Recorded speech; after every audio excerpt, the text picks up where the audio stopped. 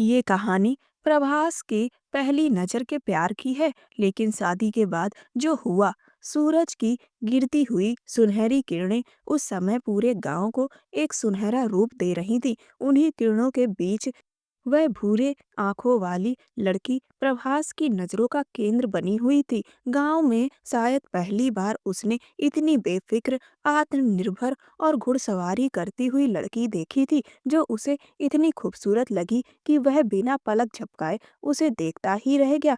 गाड़ी रोककर वह जैसे खुद पर काबू खो बैठा और तेज कदमों से उसकी ओर बढ़ चला। उसके साथ खड़ा उसका नौकर मुन्ना भी हैरान था कि अपने साहब को इस तरह तन्मयता से किसी को देखते पहली बार देख रहा है। लड़की ने जैसे उसकी निगाहें महसूस कर ली तो वह घोड़े को थोड़ा किनारे ले गई और सिर झुकाकर शालीनता से खड़ी हो गई। प्रभास की आंखें अब भी उसी पर टिकी थी और जैसे जैसे वह घोड़ा करीब ला रही थी, उसके दिल की धड़कनों में अजीब सी बेचैनी फैल रही थी। उसने पहली बार उस लड़की को इतने करीब से देखा। कंधों पर बिखरे हुए रेशमी बाल, चमकती हुई भूरे रंग की आंखें और सूरज की किरणों की वजह से और भी निखरता हुआ चेहरा। जीन्स और शर्ट में सवार वह लड़की उसके दिल की हर दीवार तोड़ रही थी।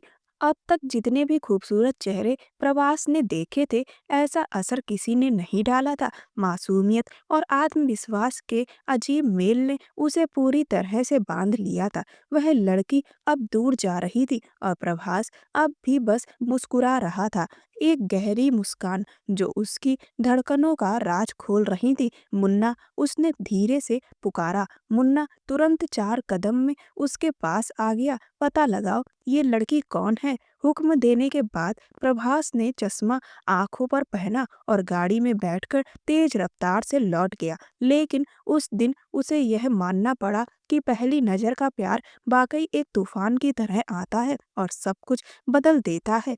उस लड़की ने एक पल में उसकी धड़कनों का करार छीन लिया था और मुन्ना के लिए उसका हुक्म सबसे ऊपर था। वह वहीं रुक गया और उस लड़की पर अपनी नजर बनाए रखी। कुछ देर वह लड़की घुड़सवारी करती रही, फिर घोड़े की लगाम थामे नीचे उतरी। एक नौकर ने आगे बढ़कर घोड़े को उसके हाथ से ले लिया। शाम तक मुन्ना ने उसका पीछा किया और आखिरकार पता लगा ही लिया कि वह अजय पाल की एकलौती बेटी स्वप्निल है, जो अभी अभी शहर से आई थी और इसीलिए गांव में कम दिखाई देती थी। हो सकता है इसी वजह से प्रभास की नजर अब तक उस पर नहीं पड़ी थी, लेकिन अब जब पड़ गई थी तो उसे वह लड़की सच में होश उड़ा गई थी। उसे यह मालूम नहीं था कि कोई लड़की पहली ही नजर में उसे इस कदर अपनी ओर खींच सकती है कि वह दिल ही हार बैठे। वह सिर्फ खूबसूरत नहीं थी, आत्मनिर्भर भी थी और यही बात उसे सबसे ज्यादा भा गई थी।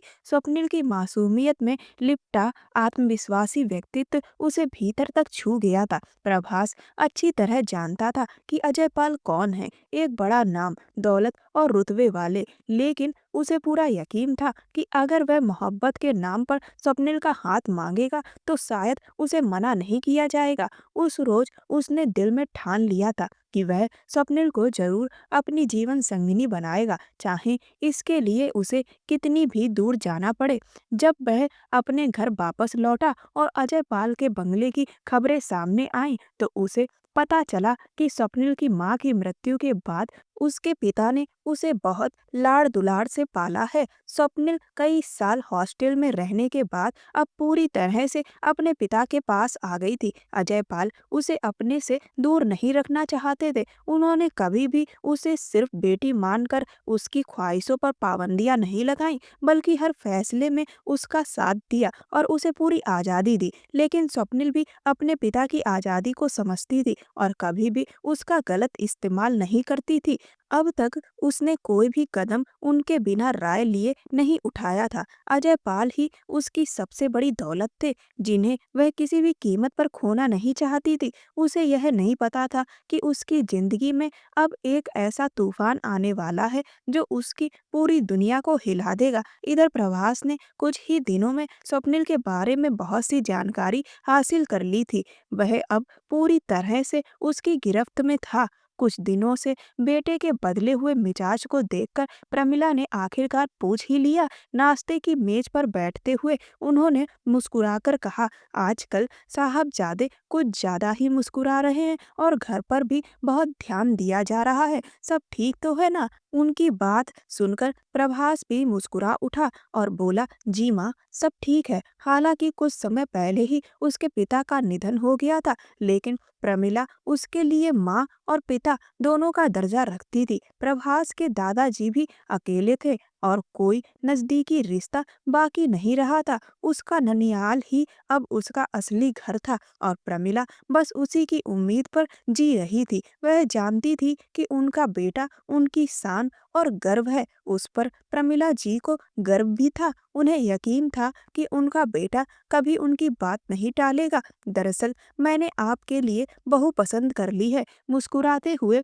प्रभास ने कहा और चाय का कप होठों से लगा लिया। प्रमिला जी ने चौंक कर उसे देखा, जैसे उन्होंने कुछ गलत सुन लिया हो। मेरे बिना ही बहू पसंद कर ली तुमने? उनकी आवाज में आश्चर्य और हल्का अविश्वास था। वे हमेशा चाहती थी कि उनके बेटे की शादी उनकी मर्जी की लड़की से हो और वो भी उनके जैसे रुतबे वाले परिवार से हो, लेकिन बेटे के मुंह से अपनी पसंद की बात सुनना उन्हें थोड़ा असहज कर गया। जी माँ, इस बार मेरे दिल ने उसे चुना है, प्रभास ने हल्के से मुस्कुराते हुए कहा, और मैं जानता हूँ कि मेरे दिल का फैसला आपकी मर्जी के खिलाफ नहीं हो सकता। वह जानता था कि उसकी माँ यह सुनकर नाराज नहीं हुई, मगर पूरी तरह से संतुष्ट भी नहीं थी। पर अब क्या किया जा सकता था? फैसला उसके दिल ने पहले ही कर लिया था और वह उस फैसले को दिल से स्वीकार भी कर चुका था। कौन है वो लड़की? प्रमिला जी की आंखों में अब भी उत्सुकता और हैरानी थी। इसी गांव की है माँ, अजय पाल की बेटी स्वप्निल। प्रभास का लहजा शांत था। कुछ पल के लिए प्रमिला जी उसकी ओर चौंक कर देखती रही, फिर उनके चेहरे पर मुस्कान फैल गई। अजय पाल, यह नाम कौन नहीं जानता था? दौलत, रुतबा, नाम सब कुछ था उनके पास और उनकी एक ही बेटी थी स्वप्निल। भले ही प्रमिला जी की स्वप्निल से मुलाकात नहीं हुई थी, मगर उन्हें यह जानकर तसल्ली हुई कि उनका बेटा किसी ऐसे खानदान में रिश्ता जोड़ना चाहता है जो उनसे भी ज्यादा प्रतिष्ठित है। उन्होंने हमेशा यही चाहा था कि प्रभास की शादी एक रईस प्रतिष्ठित परिवार में हो, जहां से बेटी दौलत के साथ साथ उनके बेटे की शोहरत और रुतबे को और निखार दे। मगर प्रभास का फैसला दौलत या रुतबे पर नहीं, दिल पर आधारित था। उसे इस बात से कोई फर्क नहीं पड़ता था कि अजय पाल अपनी बेटी को जायदाद दे या ना दे, उसने स्वप्निल को अपने दिल से चुना था। बहुत खूब, अजय पाल के दामाद बनना चाहते हो? प्रमिला जी ने हल्के मजाकिया लहजे में कहा। अपनी माँ के लहजे में जब यह नरमी देखी तो प्रभास को दिल से खुशी हुई। वह समझ गया कि उसकी पसंद उनकी पसंद बन चुकी है। जी माँ, मैं चाहता हूँ कि आप अजय अंकल से मेरे और स्वप्निल के रिश्ते की बात करें। यह सुनकर प्रमिला जी थोड़ी गंभीर हो गई। लेकिन बेटा, अजय पाल तब तक कोई भी फैसला नहीं लेंगे जब तक उनकी बेटी खुद इस रिश्ते के लिए राजी ना हो। इसीलिए मैं चाहती हूँ कि पहले तुम स्वप्निल से दोस्ती बढ़ाओ, उसके दिल में अपनी जगह बनाओ। जब वो खुद तुम्हारे लिए हामी भर देगी, तब मैं जाकर अजय पाल से बात करूंगी। वह जानती थी कि एक बाप अपनी एक लौती बेटी की मर्जी के खिलाफ कुछ नहीं करता। प्रभास अब सोच में पड़ गया। उसे इस पहलू का अंदाजा ही नहीं था, लेकिन अब जब उसकी माँ ने रास्ता दिखा दिया था तो वह पीछे हटने वाला नहीं था। अब अगला कदम था स्वप्निल के करीब जाना, बात करना और उसके दिल में अपने लिए जगह बनाना। प्रमिला जी अपने बेटे को अच्छी तरह जानती थी। वह जानती थी कि उसके जैसी रौबदार, समझदार और आकर्षक शख्सियत किसी भी लड़की के दिल को जीत सकती है। और स्वप्निल तो अभी सिर्फ 20 साल की थी, एक नाजुक उम्र जहाँ एक सुलझे और सच्चे मर्द की नजदीकी उसको प्रभास की ओर खींच सकती है। उन्हें पूरा विश्वास था कि प्रभास को अब अजय पाल की दौलत और रिश्ता पाने में कोई नहीं रोक सकता। जो ख्वाहिश वे कई सालों से अपने दिल में पाले थी, उसे अब उनका बेटा पूरा करने जा रहा था और इस सोच से वे भीतर ही भीतर बेहद प्रसन्न थी। हाँ, यह सच था कि अगर स्वप्निल की जगह कोई और लड़की होती तो शायद वे यह रिश्ता कभी मंजूर नहीं करती। लेकिन अजयपाल की हैसियत ऐसी थी कि वे इनकार करने की सोच भी नहीं सकती थी। अगले कुछ दिनों में प्रभास ने धीरे धीरे स्वप्निल से संपर्क बनाना शुरू कर दिया। थोड़ी मेहनत और अपने लोगों की मदद से उसे स्वप्निल का मोबाइल नंबर भी मिल गया और फिर एक रात उसने उसे एक मैसेज भेजा। हसीन मंजर में फैली तेरी सादगी का गुरूर एक मर्द को बेबस कर गया है। कितना अजीब इत्तेफाक है कि अब वो कुछ कर पाने में असमर्थ है। सिर्फ उस लड़की के ख्वाब देखने के प्रभास ने मुस्कुराते हुए अपना हाल एक संदेश में लिखकर भेज दिया। उसे पूरा यकीन था कि स्वप्निल जरूर यह मैसेज पढ़कर उलझन में पड़ जाएगी। अगले दिन वह उससे आमने सामने मिलने का इरादा रख चुका था। वह इन बातों को ज्यादा लंबा खींचने वाला नहीं था, क्योंकि वह हमेशा साफ और दो टूक बात करने का आदी था, चाहे इकरार हो या इनकार। अपनी मोहब्बत में भी वह यही उसूल अपनाता था। उसने ठान लिया था कि अगर स्वप्निल के दिल में वह अपनी जगह नहीं बना सका तो चुपचाप अपने रास्ते बदल लेगा, क्योंकि वह जबरदस्ती में यकीन नहीं रखता था। ना ही प्यार में जबरदस्ती चलती है। प्यार तो वह एहसास होता है जो बस खुद पनपता है और फिर रग रग में दौड़ने लगता है। स्वप्निल ने जब अनजान नंबर से आया मैसेज देखा तो कुछ देर तक हैरानी से मोबाइल को घूरती रही। आज तक कई मंचलों के मैसेज उसने देखे थे, लेकिन इतना गहरा और भावनाओं से भरा मैसेज पहली बार देखा था। काफी देर तक वह उसे देखती रही, फिर मोबाइल बंद करके चुपचाप सोने चली गई। नींद ने जब उसे अपनी आगोश में लिया तो वह अजनबी शख्स धीरे धीरे उसके ख्यालों से धुंधला होता चला गया। अगले दिन जब स्वप्निल अपने घोड़े पर सवार होकर घुड़सवारी कर रही थी तो प्रभास उसके सामने आ खड़ा हुआ। वह काफी देर तक दूर से ही उसकी नजरों को महसूस करता रहा, लेकिन स्वप्निल ने जानबूझकर अनदेखा किया। आखिरकार प्रभास को खुद ही उसके पास आना पड़ा। जी बताइए, आपको कोई काम था? घोड़े से उतरते हुए स्वप्निल ने घोड़े की लगाम नौकर को थमाई और उसकी ओर देखा। प्रभास के चेहरे पर हल्की सी मुस्कान आ गई। मैं घुड़सवारी का शौकीन हूँ, इसीलिए देखने चला आया। आप इसमें काफी माहिर लगती हैं। उसका लहजा एकदम संजीदा था। उसने अपनी आंखों पर चश्मा पहन रखा था ताकि उसकी बेचैन आंखें कोई भी भावना जाहिर न कर दे। वह नहीं चाहता था कि उसका पहला असर स्वप्निल पर गलत पड़े। वह उसे अपनी बातों से नहीं बल्कि अपनी शख्सियत से प्रभावित करना चाहता था, इतना कि वह खुद उसकी तरफ खिंचती चली आए। प्रभास की सलीकेदार पर्सनालिटी ने स्वप्निल को थोड़ा प्रभावित किया। गांव में ऐसे लड़के कम ही मिलते थे और उसका संजीदा लहजा कुछ अलग सा एहसास दे गया। शुक्रिया, लेकिन अगर आपको वाकई शौक है तो इसे सीख लेना चाहिए। स्वप्निल ने मुस्कुराते हुए कहा, सीखना तो चाहता हूँ, लेकिन यहाँ कोई सिखाने वाला नहीं है। अगर आप चाहें तो आप सिखा सकती हैं। प्रभास का स्वर अब भी गंभीर था। उसने जेब में हाथ डाले हुए अपनी नजरें उसके ऊंची नस्ल के घोड़े पर जमा दी। स्वप्निल थोड़ी देर चुप रही, फिर बोली, क्यों नहीं, अगर आप सीखना चाहते हैं तो मैं जरूर सिखाऊंगी। उसका जवाब सुनकर प्रभास को थोड़ी हैरानी हुई। उसे उम्मीद नहीं थी कि वह इतनी जल्दी तैयार हो जाएगी, मगर अब उसे समझ आ गया था कि स्वप्निल सच में बहुत मासूम और साफ दिल की लड़की है। अगले दिन प्रभास अपने किराए के घोड़े पर सवार होकर आया। घुड़सवारी में उसे ज्यादा अनुभव नहीं था, लेकिन उसने कोशिश शुरू कर दी थी। उसे देखकर स्वप्निल के चेहरे पर हल्की सी खुशी छलक गई। वह घोड़े पर सवार प्रभास को देखती रही। उसके सफेद कुर्ते पैजामे पर ब्लैक जैकेट और काले घोड़े की सवारी, सब कुछ एक प्रिंस की छवि जैसा लग रहा था। एक पल के लिए स्वप्निल को ऐसा लगा जैसे कोई शाही परिवार का वारिस उसके सामने खड़ा हो। प्रभास मुस्कुराते हुए घोड़े से नीचे उतरा। आपका घोड़ा बहुत खूबसूरत है, उसने कहा। यह बलूची नस्ल का है और अक्सर मेरे ही इस्तेमाल में रहता है। उसने यह बात बहुत आत्मविश्वास से कही, जबकि सच्चाई यह थी कि यह घोड़ा उसने कुछ ही दिन पहले किराए पर लिया था, सिर्फ स्वप्निल के करीब आने के लिए। स्वप्निल को उसकी बातें अच्छी लगी। उसने नरमी से कहा, आप इस पर सवार हो जाइए, मैं आपको सारे गुण सिखा दूंगी। प्रभास मुस्कुराया, लेकिन उसके भीतर एक अजीब सी बेचैनी चल रही थी। कुछ ही दिनों में प्रभास ने न सिर्फ घुड़सवारी सीख ली बल्कि स्वप्निल के दिल में भी अपनी जगह बनाना शुरू कर दिया। उसे अच्छा लगता था जब स्वप्निल उसकी ओर देखती थी, जब वह उसके कहे अनुसार सजती संवरती थी। स्वप्निल को खुद नहीं पता था कि यह बदलाव कब और कैसे आया। वह खुद से सवाल करने लगी थी, यह प्रिंस क्या वाकई उसके ख्वाबों का हिस्सा बनता जा रहा है। हर रात उसे प्रभास की ओर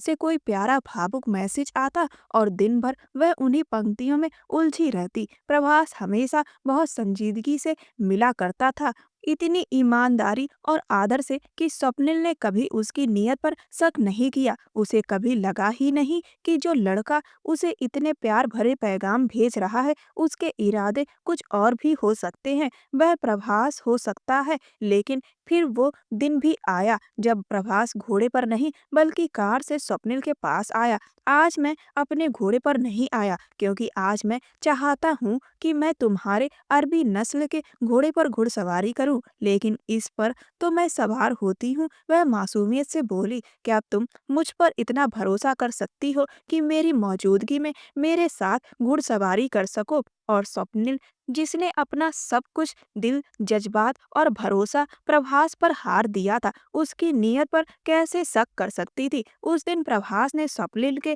घोड़े पर सवारी की। अजय पाल का खास नौकर हर बात की जानकारी उन्हें देता था, लेकिन फिर भी उन्हें अपनी बेटी पर पूरा विश्वास था। वे जानते थे कि जब भी मामला हद से बढ़ेगा, स्वप्निल उन्हें जरूर बताएगी। उसी दिन प्रभास उसके सामने झुककर बैठ गया। स्वप्निल के लिए मानो पूरा समय थम गया हो, हर दृश्य जैसे ठहर गया था। उसकी धड़कनें भी रुक सी गई थी जब प्रभास ने उसके सामने हाथ फैला दिए और कहा, मैं बड़े बड़ी बातें नहीं करता, लेकिन इतना यकीन दिलाता हूँ कि अगर तुम मेरा साथ दोगी तो कभी पछताना नहीं पड़ेगा। उसने कांपते हुए अपने हाथ को प्रभास के हाथ पर रख दिया। सिर्फ हाथ ही नहीं, बल्कि अपने जज्बात, भरोसा और दिल भी उसके हवाले कर दिया। उस शाम उसने अपने पिता अजय पाल से बात कर ली। पापा, वह अपनी माँ के साथ रिश्ता लेकर आना चाहता है। अजय पाल, जिन्होंने स्वप्निल को हमेशा फैसलों की आज़ादी दी थी,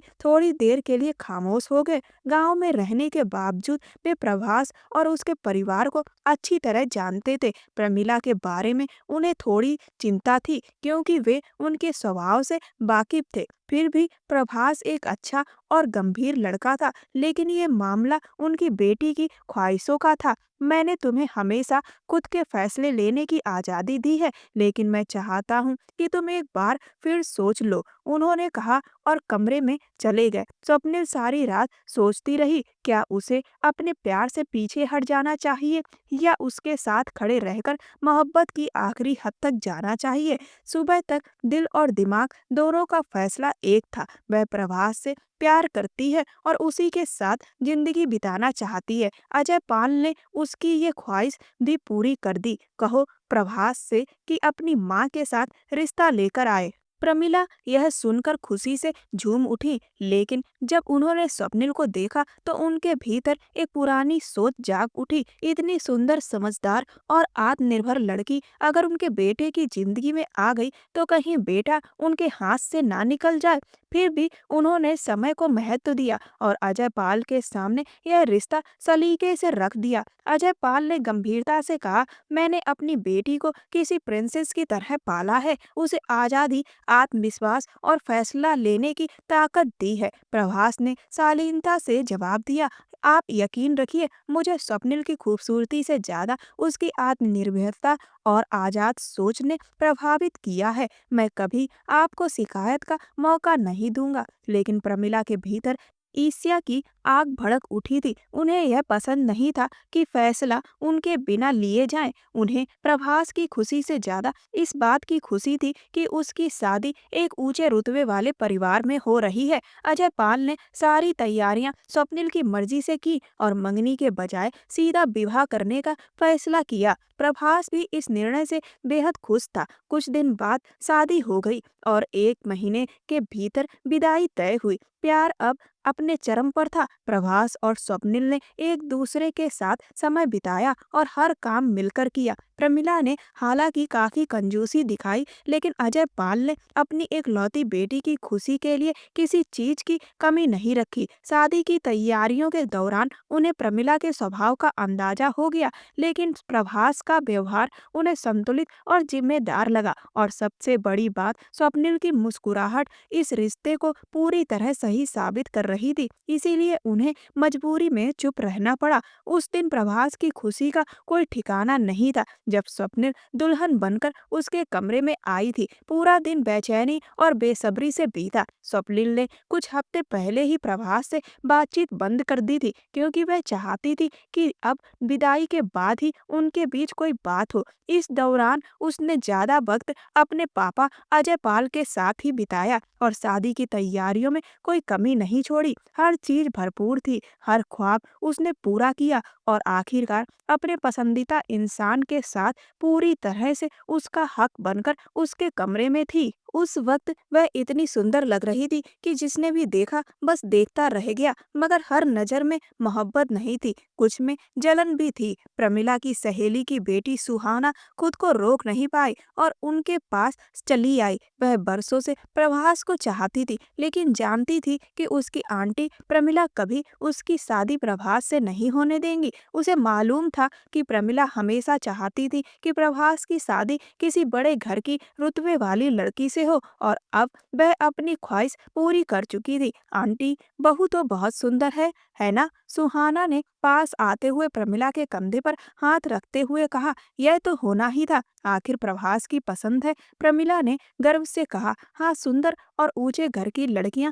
मर्दों को काबू में कर लेती हैं। अच्छा हुआ, अब आपका बेटा भी किसी के काबू में आ जाएगा, सुहाना ने हंसते हुए मजाकिया लहजे में कहा। लेकिन यह बात प्रमिला के दिल को चुभ गई। वह कभी नहीं चाहती थी कि प्रभास किसी और के काबू में हो। वह हमेशा अपने बेटे को अपने काबू में रखना चाहती थी, और सुहाना उसकी इस कमजोरी को अच्छे से जानती थी। उसने वहीं से रिश्ते में दरार डालने की शुरुआत कर दी। प्रमिला देर तक स्वप्निल को देखती रही, जो मुस्कुराते हुए अपने पति की बातें सुन रही थी। कुछ रस्मों के बाद जब स्वप्निल को कमरे में भेजा गया, तो प्रभास अपने दोस्तों के साथ बैठा रहा। स्वप्निल काफी देर तक सजे हुए कमरे में अकेली बैठी रही। तभी प्रमिला अंदर आई और मुस्कुराते हुए उसके सामने बैठ गईं। मुझे शुरू से यकीन था कि प्रभास की पसंद शानदार होगी, तुम वाकई बहुत सुंदर हो, उन्होंने कहा। स्वप्निल ने हल्के से मुस्कुराकर आंखें नीचे कर ली। मैं चाहती हूँ कि तुम हमेशा इस घर में खुश रहो। अब सब कुछ तुम्हारे पति का है, खुद को पूरी तरह उसके हवाले कर दो। अब तुम्हारा ध्यान सिर्फ अपने पति और घर पर होना चाहिए, प्रमिला ने कहा। स्वप्निल ने सिर हिलाकर हामी तो भरी, लेकिन उनके शब्दों का असली मतलब वह समझ नहीं पाई। शायद उसका मासूम दिमाग इतनी गहरी बात को समझने के लिए तैयार नहीं था। प्रमिला मुस्कुराती हुई बाहर निकल गई। तभी प्रभास कमरे में आया। एक पल को वह ठहर गया। जब उसने स्वप्निल को देखा, वह चांद जैसी लग रही थी, वह चांद जिसे पाने की वह बरसों से ख्वाहिश करता रहा था, आज उसकी जिंदगी का हिस्सा बन चुकी थी। मेरी जिंदगी में आकर इसे इतना सुंदर बनाने के लिए शुक्रिया, उसने नरमी से उसका हाथ थामते हुए कहा। स्वप्निल हल्के से मुस्कुरा दी। उसे अच्छा लगता था जब प्रभास उससे प्यार भरी बातें करता था। उसने अपनी जेब से एक नाजुक सी डायमंड रिंग निकाली और स्वप्निल की उंगली में पहनाई, फिर उसकी हथेली पर प्यार से होंठ रख दिए। उस स्पर्श से वह सहम सी गई। उसने आज तक प्रभास से सिर्फ प्यार किया था, मगर मोहब्बत की इस गहराई से वह वाकिफ नहीं थी। उसका मासूम दिल अब भी इस बात को समझ नहीं पा रहा था कि पत्नी बनने के क्या मायने होते हैं। आज मैं चाहता हूँ कि हम दोनों एक दूसरे के और करीब आ जाएं, ताकि कोई दूरी ना बचे, प्रभास ने उसकी तरफ झुकते हुए कहा। स्वप्निल ने उसके कंधे पर हाथ रखकर उसे रोका। आप ये क्या कह रहे हैं? उसके लहजे में हैरानी थी। सिर्फ तुमसे प्यार करने की कोशिश कर रहा हूँ, और कुछ नहीं, प्रभास ने हंसते हुए कहा। मैं सिर्फ बातें करना चाहती हूँ, स्वप्निल ने सीधा जवाब दिया। हाँ बिल्कुल, बातें करेंगे, लेकिन पहले थोड़ी सी मोहब्बत, वह हंसते हुए बोला। अब वह खुद को रोक नहीं पा रहा था, जबकि स्वप्निल उसे बार बार रोक रही थी। प्रभास को उसका ये रवैया बहुत अजीब लगा। उसे उम्मीद नहीं थी कि स्वप्निल शादी की पहली ही रात ऐसा व्यवहार करेगी। उम्र में वह छोटी जरूर थी, लेकिन यह रात कुछ उम्मीद लेकर आती है। अगर आपने दोबारा ऐसा करने की कोशिश की तो मैं इस कमरे से बाहर चली जाऊंगी। स्वप्निल की बात सुनकर प्रभास बिल्कुल हैरान रह गया। वह एकदम गंभीर थी और यह देखकर प्रभास भी चुपचाप अपनी जगह से उठकर फ्रेश होने चला गया। वापस आकर वह सीधे बेड की दूसरी ओर जाकर लेट गया। थोड़ी देर बाद स्वप्निल भी उठी, कपड़े बदले और अपना सारा मेकअप उतार दिया। प्रभास को उम्मीद थी कि सोने से पहले वह जरूर उसे मना लेगी, कुछ बात करेगी, उसे अपना प्यार जताएगी। उसे यकीन था कि स्वप्निल भी उससे उतना ही प्यार करती है जितना वह करता है, मगर उसकी हैरानी की कोई हद नहीं रही जब स्वप्निल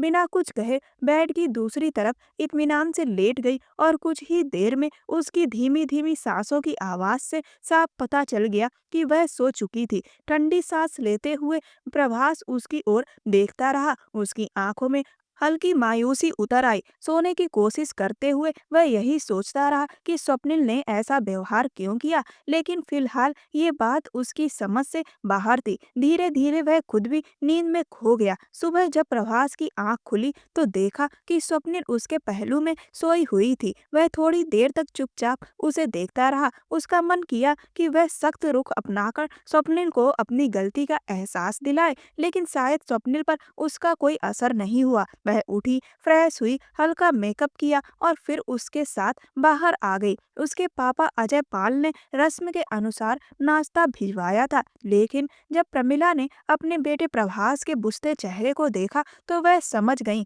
कि यह सुबह उनके बेटे के लिए किसी मायूसी से कम नहीं थी। कल तक जिस बेटे की आंखें खुशी से चमक रही थी, वह आज बेहद उदास दिख रहा था। शायद जिस प्यार की उसे उम्मीद थी वह स्वप्निल से उसे नहीं मिला। प्रमिला के मन में एक हल्की सी राहत महसूस हुई। उन्हें अच्छा लगा कि स्वप्निल का यह व्यवहार प्रभास को उससे दूर कर देगा और एक बार फिर उनका बेटा पूरी तरह उन्हीं की ओर झुक जाएगा। आजकल की पढ़ी लिखी सोसाइटी में भी यह बात आम है कि कुछ माएं अपने बेटों की शादी के बाद यही चाहती हैं कि बेटा सिर्फ उनके इशारे पर चले और जिंदगी भर उनके अधीन रहे। माँ बाप का हक अपनी जगह है, लेकिन हर रिश्ते में बराबरी का अधिकार होना जरूरी होता है। असली मर्द वही है जो दोनों रिश्तों को बराबरी से निभा सके। बेशक प्रभास अपनी माँ प्रमिला से बहुत प्यार करता था, लेकिन इसका मतलब ये नहीं था कि वह स्वप्निल की मोहब्बत से पीछे हट जाए। हालांकि अजय पाल ने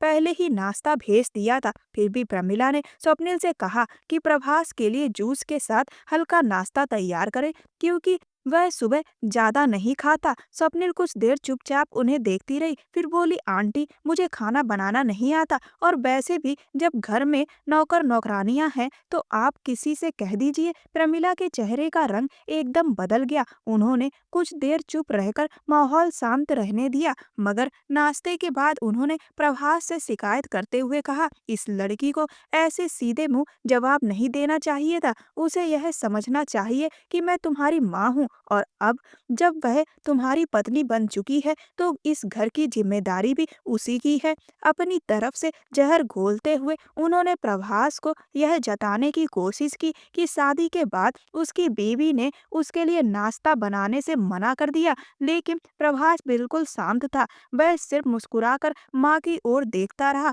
और बोला, माँ अभी वो सिर्फ एक रात की दुल्हन है, और वैसे भी पहले भी तो घर में नौकरानी ही सब करती थी, अब भी वही कर लेंगी। उसका ठहरा हुआ लहजा और शांत अंदाज कभी प्रमिला को गर्व महसूस कराता था, लेकिन आज उनके चेहरे का रंग उतर गया। उन्हें विश्वास नहीं हो रहा था कि उनका बेटा उन्हें इस तरह जवाब देगा। हालांकि रात को दोनों के बीच कुछ दूरी रही थी, लेकिन प्रभास अपनी बीवी के खिलाफ एक शब्द भी नहीं सुन सकता था। वह मानता था कि पति पत्नी के बीच की बातें उन्हीं तक सीमित रहनी चाहिए, और यही एक समझदार इंसान की पहचान होती है। इसीलिए उसने प्रमिला को अपनी तरह से एक ठीक ठाक जवाब दिया, लेकिन वह यह नहीं जानता था कि उसने अपने ही खिलाफ एक जंग शुरू कर दी है। कुछ देर बाद जब स्वप्निल अपने कमरे में थी तो प्रमिला उसके कमरे में आई। वाह, बहुत फ्रेश लग रहे हो तुम दोनों, लगता है रात बहुत अच्छी बीती होगी। प्रमिला का इशारा उनके बीच बनने वाले पति पत्नी के रिश्ते की तरफ था। उनकी बात सुनकर स्वप्निल के चेहरे पर शर्म सी छा गई। ऐसा कुछ नहीं हुआ आंटी, हम दोनों बस एक दूसरे को समझने की कोशिश कर रहे हैं। शायद प्रमिला को यही जवाब की उम्मीद थी, इसीलिए उनके चेहरे पर हल्की मुस्कान फैल गई। ये बहुत अच्छा फैसला है, पहले एक दूसरे को समझो फिर रिश्ते को आगे बढ़ाओ, उन्होंने कहा। तुमने अपने पति को खुद से दूर रखकर सही किया है। स्वप्निल अपनी सास से हामी पाकर और ज्यादा आत्मविश्वास से भर गई। उसने यह मान लिया कि जब तक वो दोनों एक दूसरे को अच्छे से नहीं समझेंगे, उनके बीच कोई रिश्ता नहीं होना चाहिए। शायद वह मियाँ बीवी के रिश्ते की गहराई से वाकिफ नहीं थी। इसके बाद प्रमिला ने उसे 2 टिकटें देते हुए एक सरप्राइज दिया। मैंने तुम दोनों के लिए उत्तर भारत में कुछ दिनों की हनीमून ट्रिप प्लान की है, ताकि तुम दोनों एक दूसरे के साथ अच्छा वक्त बिता सको। अपनी सास की इतनी मोहब्बत देखकर वह बेहद खुश हो गई। लेकिन कुछ रिश्ते जिंदगी में एक खामोश जहर की तरह होते हैं, जो धीरे धीरे रगों में उतरते रहते हैं, और जब तक हमें एहसास होता है तब तक वह पूरे जिस्म में फैल चुका होता है। स्वप्निल को भी अभी यह एहसास नहीं था। उस रात उसने खुशी खुशी प्रभास को यह बात बताई, लेकिन प्रभास के बदले हुए व्यवहार पर उसने कोई ध्यान नहीं दिया। आखिरकार तंग आकर प्रभास ने एक बार फिर बात संभाल ली। उसने स्वप्निल को मोहब्बत से पाया था। वह नहीं चाहता था कि एक छोटी सी बात उनकी जिंदगी के इन खास दिनों को खराब कर दे। वह उसे प्यार से अपने करीब लाकर अपने रिश्ते को और मजबूत बनाना चाहता था। रात को तो आपने हमसे दूरी बना ली मैडम, लेकिन हनीमून पर सिर्फ मेरी मर्जी चलेगी। शरारत से मुस्कुराते हुए उसने स्वप्निल के गाल पर हल्की से छुआ। स्वप्निल झट से उसकी पकड़ से निकल गई। प्रभास ने फिर हैरानी से उसकी तरफ देखा। उसे यह बात अच्छी नहीं लग रही थी कि स्वप्निल उससे ऐसे दूरी बनाए। आखिरकार वह उसका पति था। पापा अजय पाल से मिलकर वह प्रवास के साथ उत्तर भारत के पहाड़ी इलाकों की सैर पर निकल पड़ी। वह पहले भी कई बार अपने पिता के साथ इन इलाकों में आ चुकी थी, लेकिन इस बार उसका साथ प्रभास था। मोहब्बत का साथ मिलने से हर नजारा और भी हसीन लग रहा था। वह बहुत खुश थी और प्रभास भी उसकी मौजूदगी में बेहद सुकून में था। एक खूबसूरत होटल में प्रभास ने अपनी पसंद से एक शानदार कमरा बुक करवाया, जहां हर तरह की सजावट मौजूद थी। उन्हें एक नवविवाहित जोड़े की तरह ट्रीट किया गया और हर सुविधा दी गई। इस खुशनुमा माहौल में वह खुद को इस सब का हिस्सा मानने लगी। प्रभास ने नरमी से उसे कमर से पकड़कर अपने करीब किया और कहा, तुम्हें पता है, तुम्हारी आंखों की चमक इन सारे नजारों पर भारी पड़ती है। जब मैंने तुम्हें पहली बार देखा था, तुम्हारे चेहरे पर पड़ती धूप की किरणों ने मुझे तुम्हारा दीवाना बना दिया था, और सच कहूँ तो तब से ये दिल तुम्हारी गिरफ्त में ही है। स्वप्निल यह सुनकर मुस्कुरा दी। मैं भी आपसे बहुत मोहब्बत करती हूँ प्रभास, आप बहुत अच्छे हैं। लेकिन उसका इजहार बस यहीं तक था। प्रभास ने मुस्कुराकर कहा, तुम सिर्फ जुबानी मोहब्बत करती हो, कभी जताया भी करो कितना प्यार करती हो मुझसे। वह उसके हाथ को पकड़ के बोला। स्वप्निल अचानक पीछे हट गई। हम यहाँ अच्छा वक्त बिताने आए हैं, ना कि ये सब करने। मैं अभी मानसिक रूप से तैयार नहीं हूँ, मुझे थोड़ा वक्त दीजिए, वह नरमी से बोली। प्रभास खामोशी से उसे देखता रहा। उसे समझ नहीं आ रहा था कि आखिर स्वप्निल को और कितना वक्त चाहिए। वो दोनों एक दूसरे को जानते थे, प्यार करते थे, लेकिन फिर भी वह अपने तय किए नियमों के तहत उसे अपने करीब आने नहीं दे रही थी। अगले कुछ दिन भी स्वप्निल का रवैया वैसा ही रहा। वह प्रवास से प्यार से पेश आती, लेकिन जैसे ही वह उसे अपने पास लाने की कोशिश करता, वह दूर हो जाती। वह मुंह फेर लेती। एक पल के लिए भी उसने प्रभास की बेचैन चाहतों को सुकून देने का मौका नहीं दिया। यही वजह थी कि उस दिन प्रभास का सब्र जवाब दे गया। मैं नहीं समझ पा रहा कि तुम मानसिक रूप से तैयार क्यों नहीं हो। मैं तुम्हारा पति हूँ स्वप्निल, हमारे बीच एक मजबूत रिश्ता है। प्रभास ने उसका हाथ पकड़कर नरमी से समझाने की कोशिश की, लेकिन उसके सख्त लहजे ने स्वप्निल को झकझोर दिया। तो आप साफ साफ कहिए ना, आपने मुझसे शादी सिर्फ अपनी इच्छाएं पूरी करने के लिए की है। क्या आप इसके बिना कुछ दिन रह ही नहीं सकते? क्या प्यार में सिर्फ शरीर ही जरूरी होता है, जज्बात की कोई अहमियत नहीं होती? स्वप्निल गुस्से में चिल्ला पड़ी। उसकी आंखें आंसुओं से भर गईं। प्रभास उसकी बात सुनकर सन्न रह गया। तुम मेरी मोहब्बत को हवस का नाम दे रही हो? उसने गहरी नजरों से उसे देखा। हाँ, क्योंकि मैं जानती हूँ कि आपको सिर्फ मेरे जिस्म की जरूरत है। आप बस मेरे पास आकर अपने दिल की ख्वाहिश पूरी करना चाहते हैं और फिर मुझसे दूर हो जाना चाहते हैं, बस और कुछ नहीं। प्रभास समझ ही नहीं पा रहा था कि स्वप्निल को इतना गुस्सा क्यों आ रहा था। वह गुस्से से कांप रही थी। उसके चेहरे का रंग एकदम लाल हो गया था। जिंदगी में पहली बार उसने उसे इस हाल में देखा था। स्वप्निल ने प्रभास की बातों को पूरी तरह नकार दिया और गाड़ी से उतरकर सड़क पर चलने लगी। उसी वक्त अचानक एक बाइक सवार ने उसे टक्कर मार दी। वह दूर जाकर सड़क पर गिर पड़ी। प्रभास, जो पहले ही उसकी नाराजगी से परेशान था, तुरंत गाड़ी से कूद पड़ा और उसकी ओर भागा। लेकिन बाइक सवार तब तक वहां से भाग चुका था। अगर रुकता तो शायद प्रभास के हाथों पिट जाता। स्वप्निल दर्द से करा रही थी। प्रभास ने उसे उठाया और गाड़ी में बिठाया। मैंने तुमसे कहा था गाड़ी से बाहर मत जाना। उसका दिल घबराहट से धड़क रहा था। उसे पहली बार इस बात का एहसास हुआ कि स्वप्निल की जिंदगी उसके लिए कितनी कीमती है। जल्दी जल्दी उसे अस्पताल ले जाते हुए उसके माथे पर पसीने की बूंदें चमकने लगी थी। उसने स्वप्निल को अपनी बाहों में उठाकर डॉक्टर कुमार के पास पहुंचाया। जांच के बाद पता चला कि उसकी कमर पर गंभीर चोट आई थी। दर्द से उसका चेहरा सुर्ख पड़ गया था। आंखों में आंसू और तकलीफ साफ दिख रही थी। उसकी बड़ी बड़ी आंखों में उभरे लाल डोरे बार बार प्रभास को उसकी अपनी गलती का एहसास करा रहे थे। उसे समझ नहीं आ रहा था कि ऐसा कैसे हो गया। पूरी ट्रिप कैंसिल कर उसी समय प्रभास उसे घर ले आया। अजय पाल जी भी उसे देखने आए। जैसे ही उन्होंने अपनी बेटी को देखा, वह फूट फूट कर रो पड़े। वह उनकी लाडली और एकलौती संतान थी। उसे तकलीफ में देखना उनके लिए असहनीय था। प्रभास अपनी जगह बेहद शर्मिंदा था। उसे एहसास हो गया था कि शायद गलती उसी की थी, या शायद उसकी मोहब्बत इतनी गहरी थी कि चाहे वह गलत ना भी हो, लेकिन स्वप्निल को दर्द में देखकर उसे खुद पर ही गुस्सा आ रहा था। उधर प्रमिला के तेवर भी बदल चुके थे। उन्होंने आते ही बिना स्वप्निल की तबीयत पूछे उसे देखकर नाराजगी जताई। सच कहूँ तो यह सब देखकर अच्छा नहीं लगता। तुम मेरे बेटे को इस तरह परेशान कर रही हो। फिर थोड़ी देर रुककर बोली, बेटी नाराज मत होना, लेकिन लड़कियों को इतना जिद्दी नहीं होना चाहिए। प्रमिला की ये बात सुनकर स्वप्निल ने शर्मिंदगी से सिर झुका लिया। उसके पास कोई जवाब नहीं था। प्रभास चुपचाप खड़ा सब देखता रहा। काफी कुछ कहने के बाद प्रमिला अपने कमरे में चली गई। स्वप्निल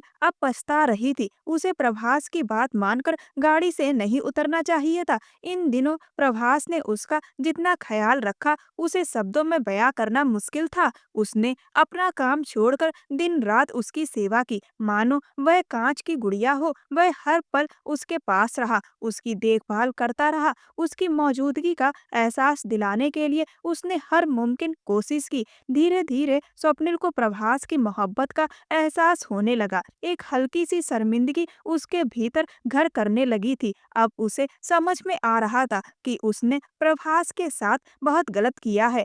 प्रभास उस प्यार का हकदार था जो वह मांग रहा था, और अब स्वप्निल को यह महसूस होने लगा था कि खुद को प्रभास से दूर रखकर उसने एक बहुत बड़ी भूल की है, जिसका उसे अंदाजा अब जाकर हुआ। स्वप्निल को समझ आ चुका था, शादी की पहली रात एक दूसरे से बात करना, रिश्ते को समझना, यह अच्छी बात है, लेकिन बातें प्यार से भरी होनी चाहिए। रिश्ते में शुरुआत में ही बेरुखी ना आए, इस बात का ख्याल रखना चाहिए और रिश्ते को प्यार से संवारना चाहिए। वह हर रोज प्यार से उसकी ड्रेसिंग बदलता। स्वप्निल की कमर पर लगी चोट प्रभास से देखी नहीं जाती, लेकिन धीरे धीरे उसकी तकलीफ कम होने लगी। अब तक 15 दिन बीत चुके थे और अब वह थोड़ा बहुत खुद से चलने लगी थी। इन 15 दिनों में प्रमिला की सख्त नाराजगी के बावजूद प्रभास ने उसका हर पल पूरी मोहब्बत से ख्याल रखा। वह एक लम्हे के लिए भी स्वप्निल से दूर नहीं हुआ था। सच तो यही है कि एक पति की असली वफादारी का अंदाजा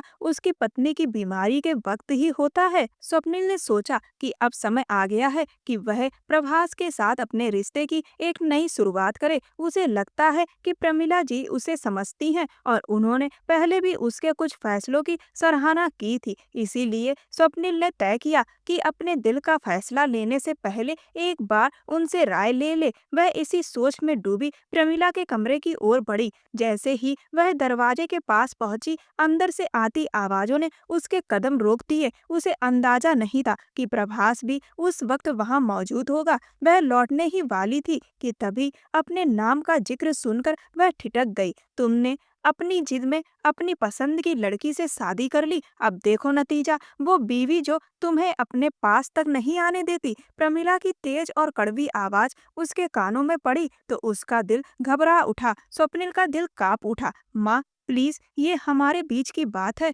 और वैसे भी वो मेरी पत्नी है। आज नहीं तो कल वो मेरी जिंदगी में पूरी तरह शामिल होगी। प्रभास ने नरमी से लेकिन दृढ़ता से कहा। कभी नहीं, प्रमिला ने झल्लाकर जवाब दिया। वो बस एक अमीर बाप की बिगड़ी हुई एकलौती औलाद है जिसने अपने पति तक को ठुकरा दिया। मैं इस हद तक नहीं गिर सकती कि किसी लड़की के हाथों मेरा बेटा खेल बने। वह लड़की तुम्हें बस इस्तेमाल कर रही है। उसे अपनी बाप की दौलत का घमंड है। प्रमिला की इन बातों से स्वप्निल की रूह तक कांप गई। माँ, आप कैसी बातें कर रही हैं? प्रभास ने नाराजगी से कहा। मुझे आपसे इतनी तल्ख बातें सुनने की उम्मीद नहीं थी। वह आगे बोला। मुझे उसकी दौलत से कुछ लेना देना नहीं है, ना ही मैं उससे एक पैसा लूंगा। मैं एक खुददार इंसान हूँ जो अपनी मेहनत और ईमानदारी की कमाई पर जीना जानता है और मुझे उम्मीद है कि आप भी आज के बाद इस बारे में कुछ नहीं कहेंगी। प्रभास की बातें सुनकर प्रमिला जैसे चुप हो गई।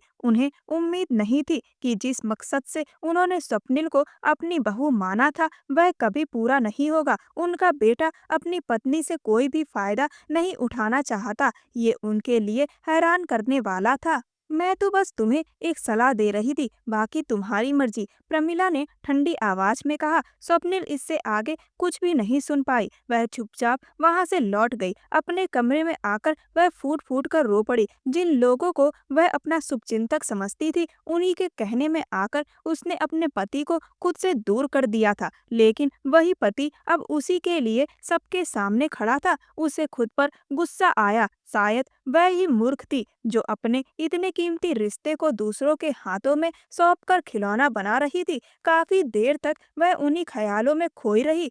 फिर एक दृढ़ निश्चय के साथ उठी और कपड़े बदलने चली गई। उसे आज बहुत हैरानी हो रही थी कि प्रमिला जैसी सुलझी दिखने वाली महिला के दिल में इतना लालच भी हो सकता है। भले ही उनके पास बाल परिवार जैसी दौलत ना हो, लेकिन प्रभास के पास किसी चीज की कमी नहीं थी। उसे इस बात का दुख जरूर था कि अब तक स्वप्निल ने उसे अपने करीब नहीं आने दिया, लेकिन वह नहीं चाहता था कि उनके रिश्ते की बातें सबके सामने आए। वह जानता था कि वो दोनों मिलकर इन बातों को सुलझा सकते हैं, लेकिन इस बार प्रभास ने अपने मन में तय कर लिया था, जब तक स्वप्निल खुद उसके पास न आए वह उसके करीब नहीं जाएगा। जिस दिन उसे खुद ये एहसास होगा कि असली सुकून और सुरक्षा अपने पति की बाहों में होती है, उसी दिन वह खुद उसकी पनाह में आ जाएगी। ना जाने कितनी देर तक वह यूं ही बिना सोचे गाड़ी सड़कों पर दौड़ाता रहा। रात के करीब 9 बजे जब वह घर लौटा तो नौकरानी ने बताया प्रमिला मैडम ने खाना अपने कमरे में ही मंगवा लिया था और बीवी जी ने तो कुछ भी नहीं खाया साहब। वह हमेशा उसकी इस लापरवाही से परेशान रहता था। कमरे की ओर बढ़ते हुए जब उसने दरवाजा खोला और अंदर कदम रखा तो एक पल के लिए उसका दिल धड़कना ही भूल गया। कमरा सजाया हुआ था, हल्की हल्की खुशबू फैली थी, मोमबत्तियों की धीमी रोशनी और उसमें बैठी उसकी इंतजार करती स्वप्निल जैसे आज उसे दीवाना बना देने का इरादा रखती हो। सुर्ख रंग की साड़ी में उसका गोरा रंग दमक रहा था। उसका रूप और भी निखर गया था। सामने खड़ा प्रभास जैसे पलके झपकाना भी भूल गया। वह एक नजाकत के साथ उसके करीब आई। खुले बाल, गुलाबी होठों पर लिपस्टिक, गहरी आंखें जिनमें इस वक्त सिर्फ मोहब्बत थी और उसकी सुराहीदार गर्दन प्रभास की सांसें थम गईं। उसने अनायास ही उसकी कमर में हाथ डालकर उसे पास खींच लिया। सोच लो जाने मन, मैं इसे सिर्फ मोहब्बत कहूँ या कुछ और, उसने धीमे से कहा। स्वप्निल की आंखों में हल्की सी नमी और झिझक आ गई। उसने पलकें झुकाकर घबराहट को दिल में उतार लिया। प्रभास, जो बस उसे सराहने के मूड में था।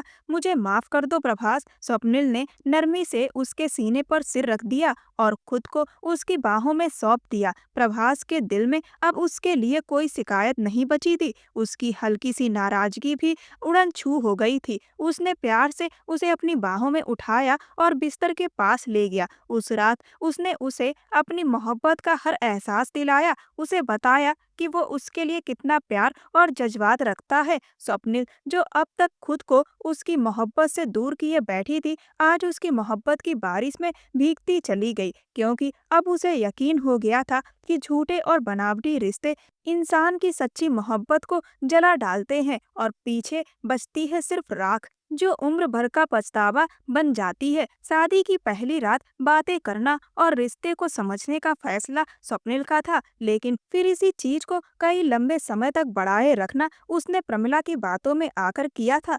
क्योंकि जब स्वप्निल ने उन्हें बताया कि उसने पहली रात एक दूसरे को समझने की कोशिश की, तो प्रमिला ने उसकी काफी सराहना की और उसे भड़काने की कोशिश की, जिसके चलते स्वप्निल ने अपने फैसले को लंबा खींच दिया। 2 साल बाद, स्वप्निल, कब तक किचन में लगी रहोगी? रिमी तुम्हें मिस कर रही है, प्रभास ने आवाज लगाई। स्वप्निल, जो काफी देर से उसके लिए बिरयानी बना रही थी, पलटकर मुस्कुरा दी। वह जानती थी कि अपने पापा की मौजूदगी में रिमी उसे कभी मिस नहीं करती, लेकिन प्रभास का दिल बस उसे कमरे में ना पाकर बेचैन हो रहा था। मैं आपके लिए आपकी फेवरेट बिरयानी बना रही हूँ, तब तक आपको अपनी बेटी के साथ इंतजार करना पड़ेगा, उसने मुस्कुराते हुए कहा और फिर से काम में लग गई। प्रभास उसकी इस व्यस्तता को देखकर उसके पास आ गया। यह वही लड़की थी जो अपने पिता के घर किसी प्रिंसेस की तरह रही थी और आज उसके लिए सब कुछ करना सीख चुकी थी। नौकरों के होने के बावजूद वह प्रभास की पसंद की चीजें अपने हाथों से बनाती और सबसे बड़ी बात, उसने उसे एक बेटी का तोहफा दिया था जिसमें प्रभास की जान बसती थी। लेकिन प्रभास ने जिस स्वप्निल को पसंद किया था, वह आत्मनिर्भर और खुलकर जीने वाली स्वप्निल थी और उसकी यही चीज प्रभास को पसंद आई थी। इसीलिए प्रभास ने निर्णय लिया कि वह स्वप्निल को सिर्फ घर के कामों तक समेट कर नहीं रखेगा, बल्कि वह स्वप्निल को आजादी देगा कि वह अपनी पहचान बनाए। उसने स्वप्निल से बात की और उससे कहा कि देखो स्वप्निल, घर में काम करने के लिए तो नौकर नौकरानी है ही, कभी कभार जब तुम्हारा मन करे तो तुम कर लिया करना, लेकिन मैं चाहता हूँ कि तुम अपने आप को निखारो, अपनी पहचान बनाओ। स्वप्निल उसकी यह बातें सुनकर काफी ज्यादा खुश हुई थी, क्योंकि स्वप्निल उन लड़कियों में से नहीं थी जो सिर्फ घर में घुसी रहना पसंद करें, बल्कि वह उन लड़कियों में से थी जो अपने पैरों पर खड़ी होती हैं और मजबूत शख्सियत रखती हैं। स्वप्निल ने बीएड में एडमिशन लिया और बीएड की पढ़ाई कंप्लीट की। उसके बाद उसकी नौकरी सरकारी टीचर के तौर पर लग गई। वह अपने ही गांव में सरकारी स्कूल में पढ़ाने लगी थी। उसे यह काम बेहद पसंद था। स्वप्निल को अपने पैरों पर खड़ा देखकर प्रभास काफी खुश था। प्रभास उन पतियों में से नहीं था जो अपनी पत्नी को दबाकर रखे और उनकी तरक्की से जले। वो पति था जो अपनी पत्नी की तरक्की में खुश हो और उनके टैलेंट को बढ़ावा दे। प्रमिला आज भी अपने दोहरे स्वभाव के कारण स्वप्निल के खिलाफ कुछ ना कुछ बोलती रहती थी, मगर अब उनका कोई वार कामयाब नहीं होता था, क्योंकि अब स्वप्निल और प्रभास का रिश्ता इतना मजबूत हो गया था कि कोई भी साजिश उसे तोड़ नहीं सकती थी। समय के साथ स्वप्निल ने प्रमिला की बातों को दिल पर लेना बंद कर दिया था। वह बस उनकी बातें सुन लेती, क्योंकि वह जानती थी कि प्यार से हर चीज बदली जा सकती है। एक दिन वह प्रमिला के स्वभाव और उसकी सोच को भी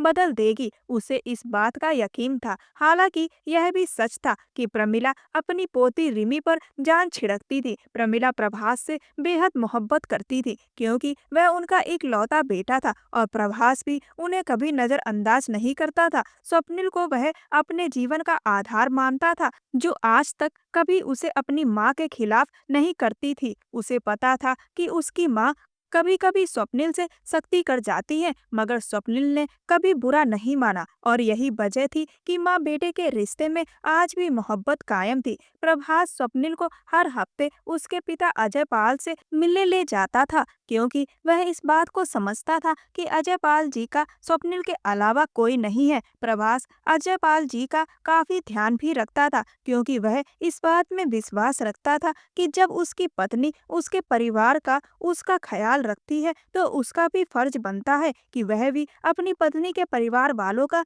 ख्याल रखे। अजय पाल जी प्रभास को अपना दामाद पाकर काफी ज्यादा खुश थे और उन्हें प्रभास पर बहुत गर्व था। प्रभास मन ही मन यह सोचता था कि काश मेरी माँ भी स्वप्निल को अपनी बहू के रूप में पाकर खुश होती, वह भी देख पाती कि वह लड़की कैसे पूरे मन से उनका और उनके बेटे का ख्याल रख रही है और उनके घर को जोड़कर रखने की कोशिश कर रही है। काश उसकी माँ भी स्वप्निल को पूरे दिल से अपना पाती। प्रभास ने प्रमिला जी को समझाने की काफी कोशिश की थी, लेकिन उनके मन में स्वप्निल को लेकर शिकायतें बनी ही रहती थी। अब प्रभास भी यह बात अच्छे से समझता था कि किसी के मन में किसी के लिए लगाव जबरदस्ती पैदा नहीं किया जा सकता। अगर उसकी माँ को यह बात समझ आएगी तो अच्छा है, और नहीं भी समझ आई तो उन्हें जबरदस्ती समझाया नहीं जा सकता। प्रभास ने ठान लिया था कि जब तक वह जिंदा है स्वप्निल को अपनी मोहब्बत की बारिश में भिगाता रहेगा। उसके अलावा किसी और लड़की के बारे में सोचना भी उसके लिए गुनाह था, क्योंकि उसकी मौजूदगी में उसका घर महक गया था। मोहब्बत हर किसी के नसीब में नहीं होती। जिस दिन मोहब्बत तुम्हारे सामने बाहें फैलाकर खड़ी हो, उसे थाम लो और फिर उसे खुद से कभी दूर मत जाने दो। अगर तुमने मोहब्बत में रोते दीवानों को देखा होता तो अपनी किस्मत पर गर्व होता, क्योंकि सच्चा प्यार किस्मत वालों को ही मिलता है। जो पेरेंट्स अपने बच्चों को लेकर काफी ज्यादा पॉजिटिव होते हैं, उन्हें यह बात भी समझनी चाहिए कि उनके बच्चे होने से पहले एक इंसान है और आज़ादी हर इंसान का अधिकार है और सभी रिश्ते अपनी जगह महत्वपूर्ण हैं। पेरेंट्स को अपने बच्चों की शादीशुदा जिंदगी में जहर घोलने का काम नहीं करना चाहिए, बल्कि उन्हें तो यह कोशिश करनी चाहिए कि अगर उनके बच्चों की शादीशुदा जिंदगी ठीक नहीं चल रही है तो उन्हें समझाएं और उन्हें एक दूसरे की वैल्यू के बारे में बताएं, ना कि उनके रिश्ते में आग लगाकर उनकी जिंदगी बर्बाद करें। एक इंसान को अपने माँ बाप की इज्जत करनी चाहिए, उनका ख्याल रखना चाहिए, लेकिन उसे अपनी पत्नी को अपने जीवन का आधार बनाना चाहिए, क्योंकि जीवन साथी ही वह व्यक्ति होता है जो जीवन भर साथ रहता है। और अगर आपको सच्चा जीवन साथी मिला है तो उसकी कदर करें, किसी तीसरे को अपने रिश्ते के बीच में ना आने दें। लोगों को मौका ना दें कि वह आपके रिश्ते में कड़वाहट घोलें। अच्छे माँ बाप वही होते हैं जो अपने बच्चों की आज़ादी की कदर करते हैं और इस बात को समझते हैं कि हर इंसान का अधिकार है अपने मनपसंद व्यक्ति के साथ जीवन बिताने का। वह जैसे अपना जीवन जीना चाहता है जी सकता है। प्रभास का स्वभाव आपको कैसा लगा? स्वप्निल का परिवार को जोड़कर रखने का ख्याल आपको कैसा लगा? हमें कमेंट सेक्शन में बताएं। मेरे चैनल को सब्सक्राइब कर वीडियो को लाइक कर दें और वीडियो को ज़्यादा से ज़्यादा शेयर करें। धन्यवाद।